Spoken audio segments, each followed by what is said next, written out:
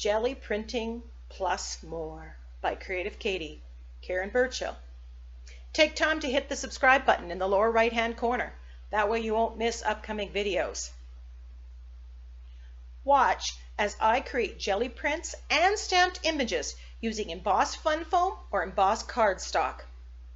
So here you see my Jelly Arts plate. It's an 8 by 10, but any size would do. I'm using a variety of paints. I have Martha Stewart paints, I have Ceramcoat, Acrylics, craft paint, I have cheap dollar store paints, and I have my Liquitex Basics. So I'm using the colors that I like. I like to mix a variety of colors. I find that adds texture and interest. I also love adding metallics to the print. I find that gives it another dimension and just takes it from okay to wow. You can check out my video on how to make your paint metallic by using cheap dollar store silver or gold paint. Click on the eye at the top and I'll have a link for you. Off to the side I have an old phone book that I brayer off the excess paint. Often I'll use these later on once they're all covered with all sorts of goodness, and I'll use them in my art journaling pieces as well. So what I have here is fun foam, and it's the thin foam that has been put through a Big Shot or a Cuttlebug or a similar type of machine. My friend Yvonne did this with her Big Shot. We tried the thicker foam. We thought that that would give us a better print, but we were wrong. The thinner the foam, the better it worked. So I'm placing the 4 different ones on the plate to cover it up, and I'm just lightly putting the brayer on it to get a nice indentation. And I'm stamping off onto the phone book, again, which I'm going to use at a later date. And you can see a little bit there. I kind of build on that idea and actually use plain white paper later on. So once that's out, I've got a stamped image of 4 different designs that have been embossed into the fun foam. I'm using sketch pad paper that was left over in a student's book, and there you can see the textures and the patterns that are there.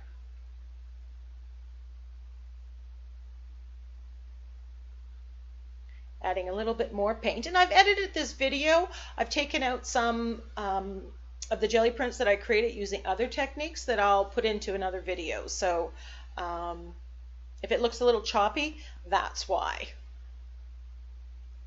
Just mixing the paint so I get a good blend.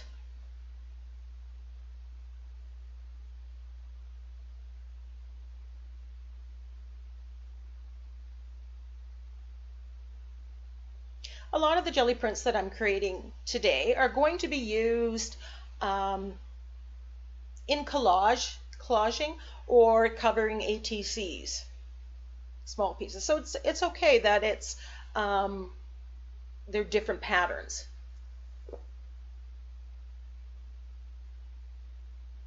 So I'm just flipping through the fun foam and I'm looking for other patterns to use. And as you can see, I didn't clean out the fun foam, and I think probably could clean it up off of the fun foam, but you don't want to watch and not press it and indent it. I think, probably the better plan would be if you have the embossing folders and the Cuttlebug or Big Shot, just to remake them after they cease to work anymore. I've also found some fun foam that at the dollar store, or was it Walmart? I think it was Walmart. They were bigger sheets and they had patterns that were pressed into them. But they were very plain, ordinary patterns. I like the variety that you get with the embossing folders.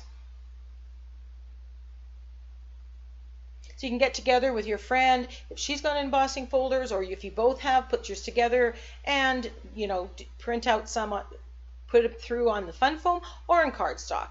And quite honestly, if it goes on cardstock, I find the print is actually, I like the prints better on cardstock. So, but it's up to you what you like. So now I've decided to stamp them off onto a piece of white paper. So here we have, you're going to get the jelly print and you're going to get the stamped image using the embossed fun foam and or later on the cardstock. So it gives you two different kind of a positive negative look of the same print.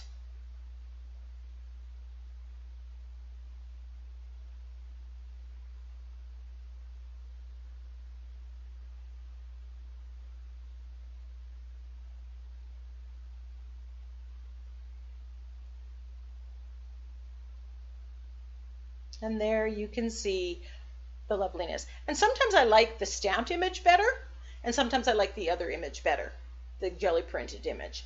But using the jelly print kind of like a stamp pad is a really good technique to use if you wanted to get a nice even coat on there.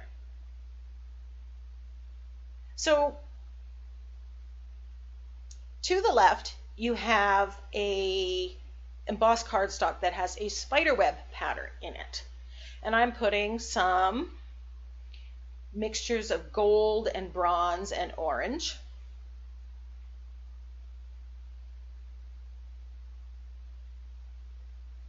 And I have a clean off sheet that I have that had black paint on it and had some blue on it. So it has a tinge of blue, but it didn't really work as a clean off sheet.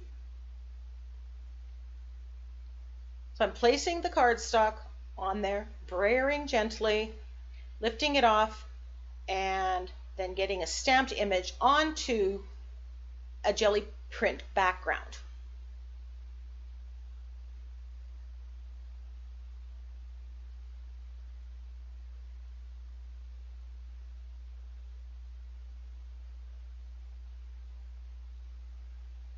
And depending on how much paint, you'll get a darker or more defined print. Usually the first print you get the least amount of paint.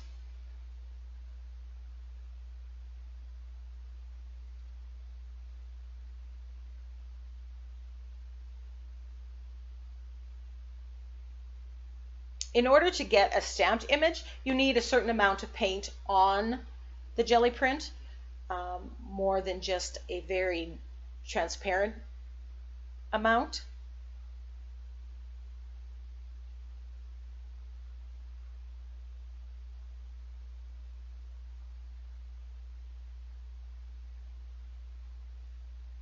So you can see the sheen from the bronze on that.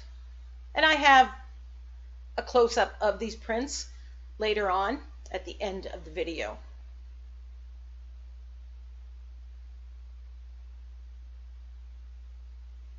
Now I wouldn't recommend using the same cardstock repeatedly until it dried, because the moisture goes into the cardstock and it could distort the image. So to preserve it so you get more stamps out of it, I would avoid doing that. I'm hoping that once it gets a good layer of acrylic paint on it, that will prevent so much moisture from going in it. But this is relatively new to me, so it's kind of trial and error. So again, I'm using my Martha Stewart metallic and pearlized paint.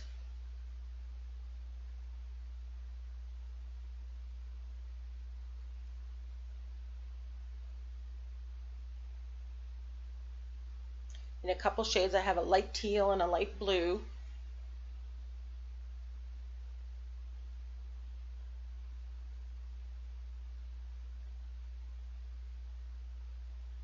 And I believe I'm going to add some dark navy. And this is just regular dollar store craft paint. Mixing this up.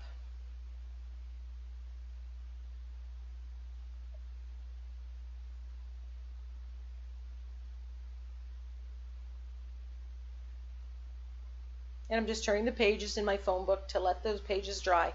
Like I said, I will come back and use them. They make excellent collage materials. They'll get taken out and put into my big blue box, and I'll put an iCard to my big blue block storage system. So this embossed cardstock has snowflakes on it.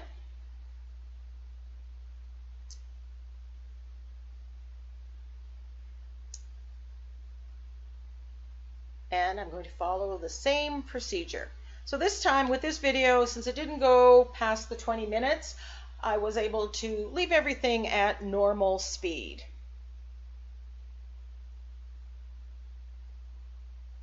So you get a very faint outline of snowflakes. This would have been more effective if I had put it on a colored background. On a black background, these colors would have really popped. So if I was to do this again, I would get a whole series of different backgrounds together, and then I would stamp those images on top.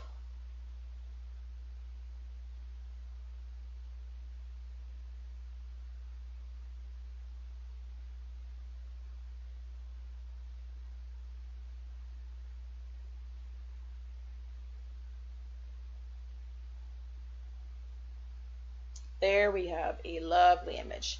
Usually takes the first couple tries, and then it seems like there's enough paint on there to get a nice solid print.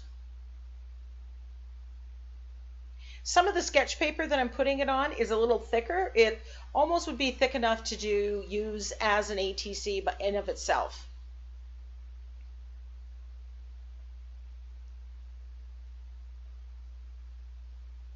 So that might be what I'll be doing with some of these later. But you're going to have to watch some of the upcoming videos to see what I do with these jelly prints. Sometimes, like today, I wanted to do something, but I really didn't have any ideas for that. So I decided instead I'm just going to start playing with my jelly plate. And I always find that just really gets me into the mood, and I get ideas and I get inspired. So the mixture of colors, the little addition of metallics there, and the embossed imprint works lovely.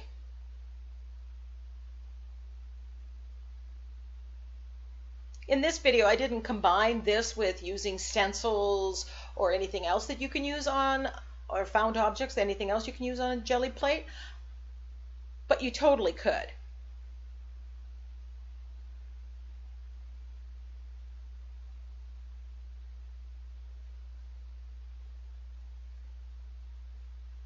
So this is Martha Stewart, and I believe this is a bronze color.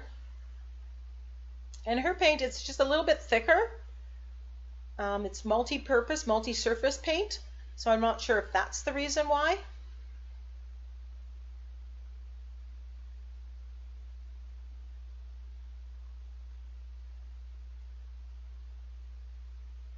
As I said earlier, if you're going through the process of getting some embossed cardstock, I would go with the cardstock instead of the fun foam. I think it's cheaper, and you can use up all those colors that you never use. So what I have here, this embossed cardstock, is music notes. And I have a blue background, and I'm going to take and I'm going to stamp it off. Once I get the paint on it, I'm going to stamp it off onto the blue.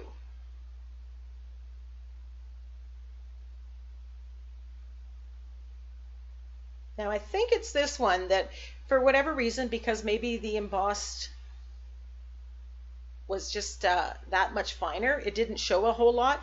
I didn't get a whole lot of paint coming off of it. Maybe my layer of bronze paint was too thin. I don't know why, but it didn't really do anything, so that's why you see me not doing that step. And you can see the indentation, the imprint that the embossed cardstock has done. So now I'm just going to use the background blue. I'm thinking the bronze on top of the blue, that's going to look really good. So again, I'm trying to use what I know about colors and what looks good together.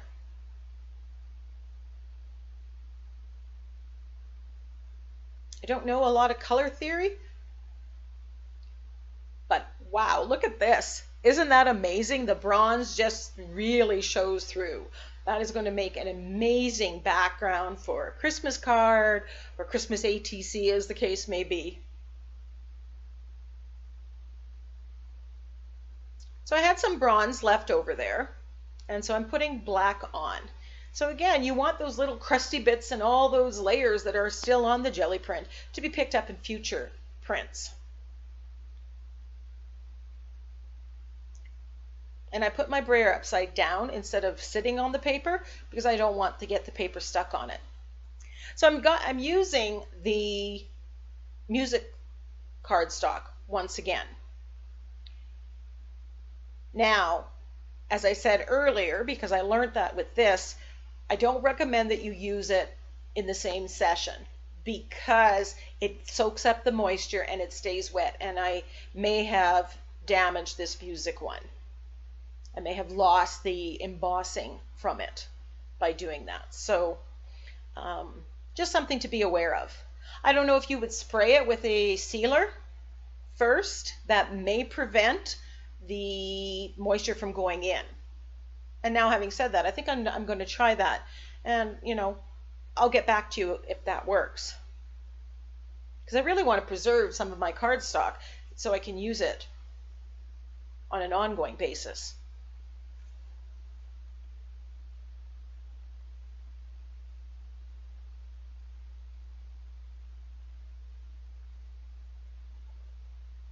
So I'm using the bronze again.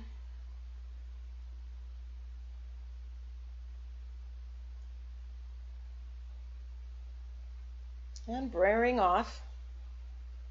Nothing here is wasted. That's what I love about this. Every single bit of paint is being used in a multitude of ways.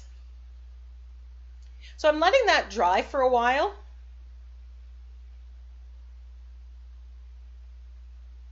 And that's why you saw me cut off and come back, because I want to get the crusty bits to come up.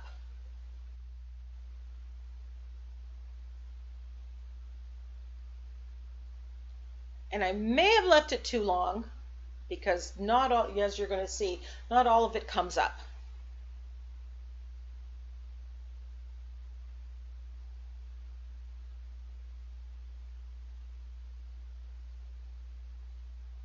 But OMG, gorgeous. This is just beyond beautiful. And of course, now I have all these crusty bits of this bronze that didn't come up. So I'm grabbing a tree or wood embossed cardstock, and I'm adding some black, and then you're going to see me add some brown.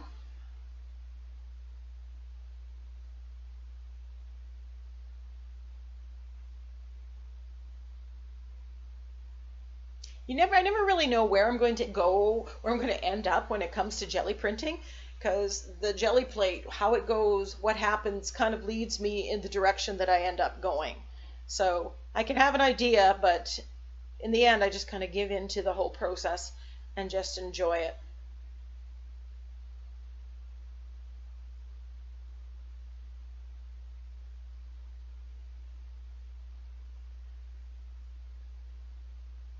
So if I was using my 5x7 jelly plate, I would just have one card, one press.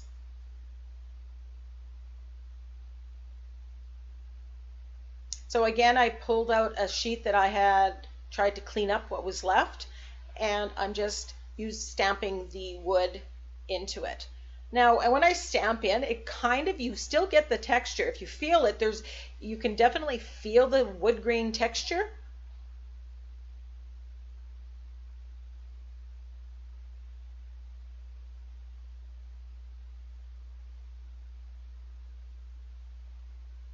So it's just adding another layer to a background or a print that, wasn't really complete. It wasn't done yet.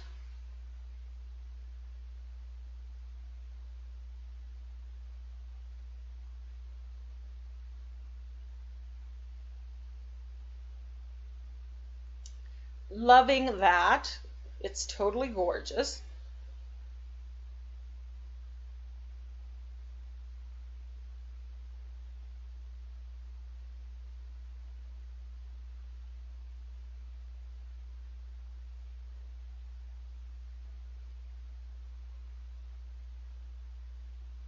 And here are the wood grain stamps.